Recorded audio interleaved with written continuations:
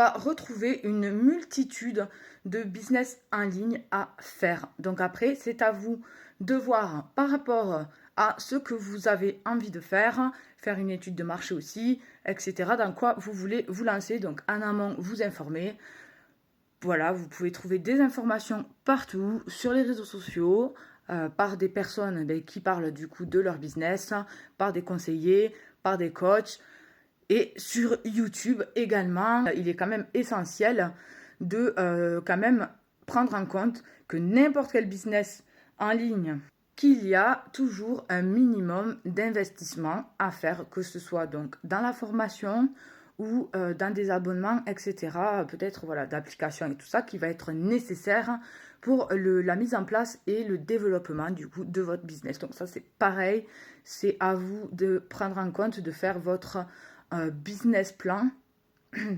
Même si derrière c'est pas pour aller demander un crédit ou je sais pas quoi, c'est voilà, même si c'est pas le gros the big business plan avec tout ce qu'on pourrait retrouver à l'intérieur, mais un minimum de connaissances à avoir sur votre ou vos projets pour ensuite vous poser et surtout réfléchir à la stratégie parce que on le sait bien tous, généralement les personnes qui se lancent dans les business en ligne ne s'arrête pas à un seul et du coup c'est pour ça que c'est bien d'avoir en fait une visibilité sur tous vos projets pour en fait avoir une stratégie derrière, de savoir par quoi je vais commencer, ce qui va me permettre après du coup de réinvestir l'argent que je vais gagner pour développer ce business là et peut-être du coup le développer en ouvrant d'autres branches de business qui relient ce premier business et ensuite voir pourquoi pas faire d'autres business qui sont vraiment parallèles. Retrouver le e-commerce, hein. Donc ça c'est quand même un des business qui est là sur le marché depuis très très longtemps en France, hein, qui a le plus fait parler positivement, si je peux dire. Et donc en fait dans le e-commerce on va avoir forcément donc l'achat-revente, on va avoir du coup le dropshipping. Ne vous y méprenez pas, le dropshipping en France est mal vu. Le dropshipping en soi est très très bien. Dans d'autres pays justement il est très accepté et très sollicité et mis en avant justement. Donc après effectivement il y a des points à prendre en compte au niveau du dropshipping, mais ce qu'il faut savoir pour vous ouvrir un petit peu l'esprit, c'est que par exemple, quand vous allez dans un magasin qui vend des canapés, et que du coup, il y a un modèle à chaque fois pour chaque canapé, et vous choisissez donc votre canapé. Qu'est-ce que le vendeur fait? Il vous dit qu'il va le commander et soit après vous le recevez chez vous ou lui il le reçoit sur son point de vente et vous allez donc le récupérer. Comment ça s'appelle? C'est du dropshipping, tout simplement. Donc voilà, et même la vente, le VDI, c'est une forme aussi de dropshipping, c'est de la vente directe. Donc c'est un peu le même système, c'est-à-dire il y a la personne intermédiaire, donc le vendeur, et ensuite donc il y a l'entreprise qui est plutôt le fournisseur ou le grossiste, voire même le fabricant. Et donc en fait le vendeur qui va peut-être du coup se proclamer en tant qu'entreprise, hein, ouvrir un statut d'entrepreneur, lui, il fait juste l'intermédiaire et donc le produit, il est envoyé directement de la source au client. Donc déjà, un point positif, moi, ce que j'aime mettre en avant avec le dropshipping, c'est l'écologie. Donc tout le monde un peu crache dessus, mais c'est quand même intéressant au niveau de l'écologie parce que vous faites de l'achat-revente dans le sens que vous vendez le produit en finalité, sauf qu'il fait 2 fois plus de trajets et 2 fois plus de gaspillage, de packaging, etc. Donc sur ça, le dropshipping est un bon point. Après, effectivement, il faut prendre en compte, et je pense que c'est pour ça que ça a été sali, c'est les fournisseurs, de bien choisir son fournisseur. Pour la simple et bonne raison que oui, effectivement, les délais de livraison peuvent être beaucoup plus longs que d'autres sites internet, notamment quelqu'un qui fait de l'achat-revente. Lui, forcément, le client, s'il vend en France et que son stock se trouve en France, ça va aller plus vite. Et donc, après, il y a aussi la concurrence des gros comme Cdiscount, Amazon, etc., qui ont des entrepôts et donc forcément, et c'est vrai que les gens se sont habitués à avoir les produits sous 2 jours ou quoi, donc c'est vrai que ça, c'est un peu l'inconvénient du dropshipping, c'est l'attente. Et aussi, ce qui s'est passé, c'est que beaucoup de jeunes ont vu l'objet brillant et donc se sont lancés dans le dropshipping sans prendre en compte des grosses lignes, comme par exemple que c'est eux qui vont devoir gérer et pas le fournisseur. Le fournisseur gère l'envoi, mais ne gère pas les retours.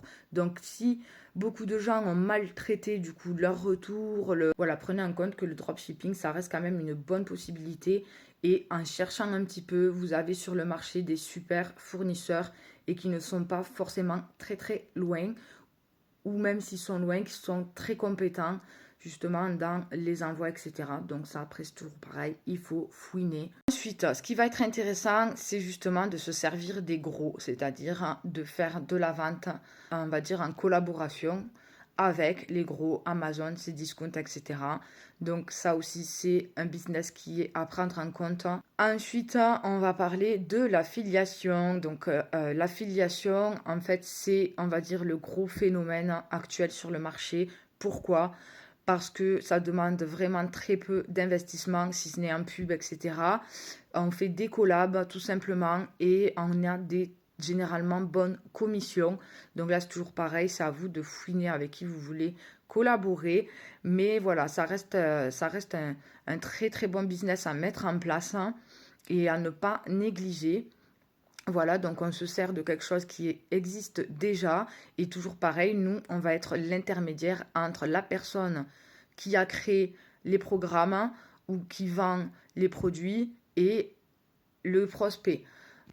Voilà, jusqu'à la clause des ventes. Donc, du coup, il y a quand même ce côté-là à pas négliger de conseiller, accompagner, prospecter, closer, etc.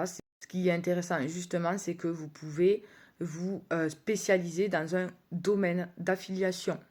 Voyage, événementiel, beauté, mode, ce que vous voulez, formation, etc. Des business intéressants à faire en ligne aussi. Du coup, comme j'en ai parlé tout à l'heure, le VDI.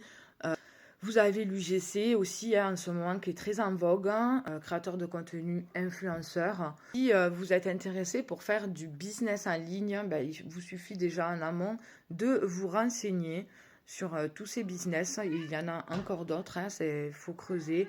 Il y a des choses intéressantes, hein, et surtout, comme j'ai dit en début de vidéo aujourd'hui, on va dire que c'est quand même facile et pour l'instant les portes sont ouvertes donc on ne sait pas jusqu'à quand, mais voilà, donc surtout avec des petits investissements, hein, il y en aura toujours un peu à faire, mais je veux dire un peu tout le monde peut se lancer dans le business.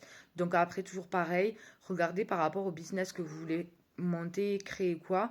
Du coup, est-ce que voilà, vous allez devoir faire des formations, quelle formation va être bénéfique pour vous, etc. Posez-vous les bonnes questions ou aller chercher les informations vers les bonnes personnes.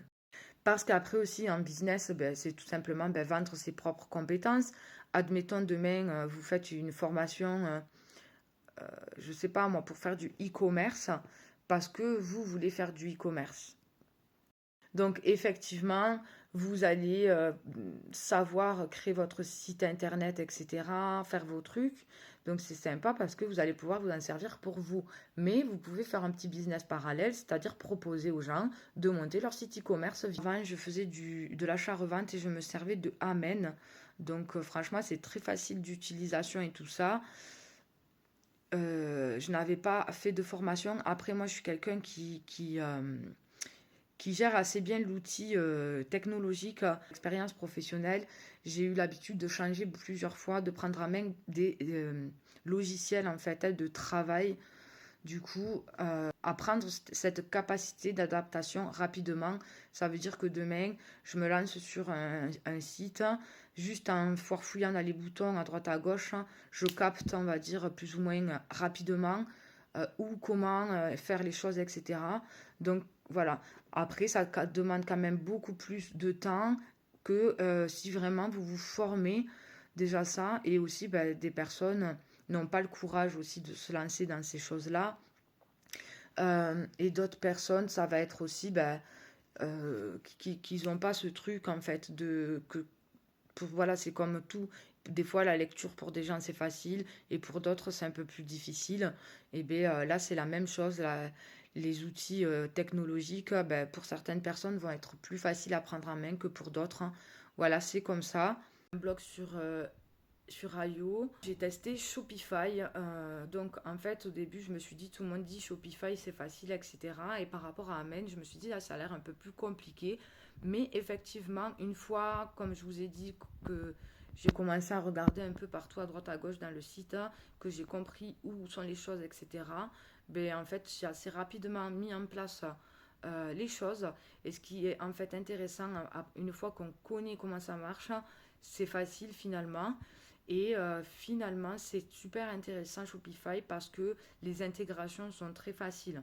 On peut directement sur la plateforme télécharger des applications d'intégration, etc. pour faire de l'automatisation, pour faire la publicité, relier les réseaux sociaux, etc.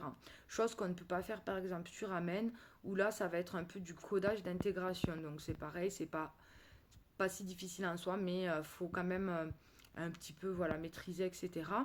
Donc c'est pour ça que c'est intéressant aussi de faire des formations pour prendre en main des sites. Pourquoi? Pour la simple et bonne raison que vous allez le faire en fait beaucoup plus rapidement que si vous le faites vous-même. Et si par exemple vous payez quelqu'un pour monter votre site, pareil là ça va être la facilité. J'ai dû changer de place, j'avais plus de batterie, mille excuses, hein. Donc ça va être la facilité, mais pensez bien que du coup c'est cool, ok, mais si demain vous voulez, je sais pas, modifier quelque chose sur votre site, faire certaines manipulations, ben vous serez largué. Pourquoi? Parce que ben, les personnes qui font les sites e-commerce pour vous, ok, ils vont faire leur truc et puis merci, au revoir. Enfin après. Du coup, vous n'allez pas pouvoir, ils vont pas vous aider si jamais quelques mois après vous avez envie de faire des manipulations et de là, ben, vous allez vous retrouver dans une situation compliquée. Donc, autant investir une fois dans une formation en e-commerce. En plus, vous allez apprendre comment vous servir de certains sites, hein. Donc, ça, après, regardez dans les formations quel site on vous propose d'utiliser.